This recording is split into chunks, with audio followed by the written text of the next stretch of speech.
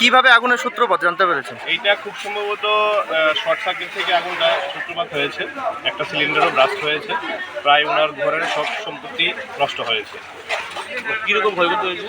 প্রায় প্রচুর পরিমাণে ক্ষয়ক্ষতি হয়েছে, মোটামুটি কিছু নেই এখন। কত পরিমাণে ক্ষয়ক্ষতি হয়েছে সেটা বলার মতো এখন উনি পরবর্তী সময়ে সবটা কিছু জানাই। ঘটনার সময় কি ঘরে কেউ ছিল? না, ঘটনার সময় ঘরে কেউ ছিল না। ওনারা ওনাদের যে বাড়ি আছে ঘরের মধ্যে দরজা লাগানো।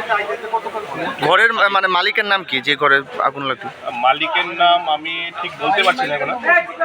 বাড়ির মালিকের নাম ওশির সাহা এবং ভাড়াটিয়া যিনি আছেন ওনার নাম ঠিক আমি বলতে পারছি না। মরণচন্দ্র সাহা। আচ্ছা, কি কি কি কি ঘটনা হয়েছে, কিভাবে হয়েছে?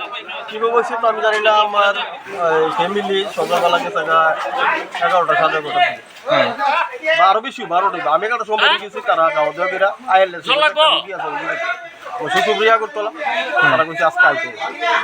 আমি আইছি 4টার দিকে, আইসি একটা সালগুড়া রান্না করে দিয়ে গেছে ভাবতেছি 6টার সময় বাজারও যাই, যেই সিস্টেমে যাই সিস্টেম বাজারও গিয়ে সেটা কিন্তু আয়ে ফরম রেডি হয়েছি, তাহলে কথা বলতেছি এমন টাইপের ফোন হয়েছে ভাই। তারপরে কিভাবে আগুন লাগছে মানে কোনো জানেন? কিছু জানি না। গ্যাসটা আগের গ্যাসটা আজকে শেষ হয়েছে। আমার কাছে তুমি তো আর রান্না করতে না, কালকে আমরা সকালে আইছি ওই গ্যাস লাগামো, একটা ইনটেক গ্যাস আছে। আপনি এই ঘরে ভাড়া থাকতেন? কত বছর ধরে ভাড়া আছেন? 8 বছর ধরে। ঘরে কে কে আসলো, মানে মানে ঘটনার সময় কি ঘরে কেউ ছিল? না না না, কেউ না। কিরকম ক্ষতি হয়েছে আর ঘরে কি কি ছিল?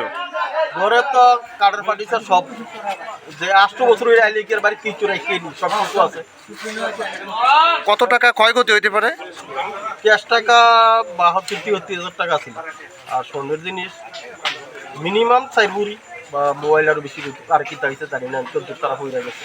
যদি থাকে আর কি করে। আপনার নাম? দীপক চন্দ্র দত্ত।